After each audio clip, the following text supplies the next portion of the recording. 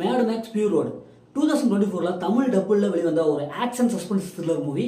இந்த படம் ஏற்கனவே 2015 வெளிவந்துருச்சு. இப்போ தமிழ் டப்புள் அவைலபிளாக இருக்குது. மறக்காம செக் அவுட் பண்ணி பாருங்க. ஜோதி மில்லர் அந்த படத்தை டைரக்ட் பண்ணியிருக்காங்க.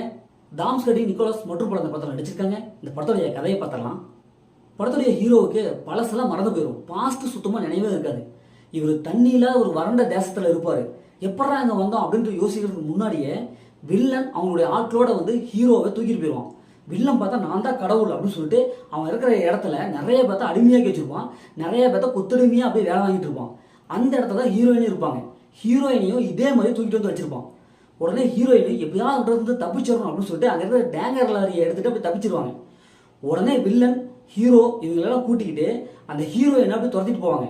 ஒரு கட்டத்தில் அங்கே மிக பயங்கரமான ஒரு சண்டை ஏற்படும். இந்த சண்டையில் இப்போ ஹீரோ ஹீரோயினோட சேர்ந்து போய் ட்ராவல் பண்ணுவாங்க. இப்போ இவங்க ரெண்டு பேரும் எந்த இடத்துக்கு போகிறாங்க, ஹீரோ ஹீரோயின் பாஸ்டில் சம்மந்தப்பட்டிருப்பாங்க. அப்படி என்ன இவங்க ரெண்டு பேருக்குள்ள என்ன சம்பவம் நடந்திருக்கும், இறுதியில் என்ன ஆச்சு அப்படின்னா இந்த படத்துடைய ஒன்லைன். இந்த படத்துடைய பாஸ்ட்னு பார்த்தாவே ஆக்ஷன் சீக்வன்ஸ் தாங்க. சும்மா படம் ஸ்டார்ட் ஆனதுலேருந்து ஒரு 5 நிமிஷம் தான். அதுக்கப்புறம் சண்டை வரும். அந்த சண்டையிலேருந்து கிளைமேக்ஸ் வரைக்கும் சும்மா ஃபைட்டு தாங்க. சும்மா பின்னி பெடல் எடுக்கிறாங்க. ஒரு வித்தியாசமாக ஆங்கிளில் ஃபைட்டெல்லாம் பண்ணுறாங்க. அதெல்லாம் பார்க்கும்போது நமக்கு ஒரு ஆர்வத்தை ஏற்படுத்துது. படம் ஃபர்ஸ்ட் ஹாஃப்லேருந்து கடைசி வரைக்கும் அந்த ஃபைட் சீக்வன்ஸுக்காக இந்த படத்தை பார்க்கலாம்ப்பா அப்படிங்கிறது தான் இருக்குது. அதுவும் அந்த டெக்னிக்கல் இஷ்யூவில் சும்மா செம்ம ஸ்ட்ராங்காக இருக்குது. ஒவ்வொரு ஃபைட்டும் சும்மா வேற லெவலில் அப்படி பின்னி எடுத்திருக்காங்க. அது ஹீரோ ஹீரோயின் இவங்களுடைய அந்த கேரக்டர் ரைட்டிங் செமையாக இருக்குது. ஸ்கிரிப்ட் செமையாக இருக்குது. வில்லனை பார்த்தா நமக்கு பயமாக இருக்கும். அந்தளவுக்கு ஒரு வெறித்தனமான ஒரு வில்லன் இருப்பான். அவன் பவர்ஃபுல்லாக இருப்பான். அந்தளவுக்கு வில்லன் அண்டு ஹீரோ ஈக்குவலான ஒரு கேரக்டர் கொடுத்துருப்பாங்க. சும்மா அடிச்சுப்பாங்க. சும்மா தருமடி பின்னி பெடல் எடுப்பாங்க. அந்தளவுக்கு ஃபைட் சீன்ஸ்லாம் செமையாக இருக்கும். படத்துடைய பிஜிஎம் மியூசிக் வேறு லெவலில் இருக்கும். அந்த ஃபைட் சீன்ஸுக்கு தகுந்தவாறு ஒரு பிஜிஎம் கொடுத்துருப்பாங்க.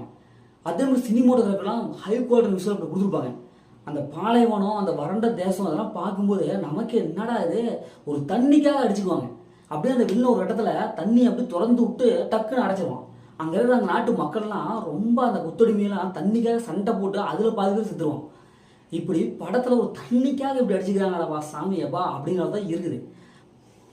இந்த படத்துடைய மைனஸ்ன்னு பார்த்தாவே மைனஸ் எதுவுமே இல்லைங்க அப்படின்னு தான் நான் சொல்லுவேன். ஏன்னா அந்தளவுக்கு ஒரு பக்காவாக இருக்குது. ஒரு ஆக்ஷனுக்காக அந்த படம் பார்க்கலாம். மற்றபடி நீங்கள் வந்து ரொமான்டிக் ஒரு ஃபீல் குட் அப்படிலாம் எதிர்பார்த்தீங்கன்னா கண்டிப்பாக அது இல்லை. படம் ஃபுல்லாக ஆக்ஷன் தான்.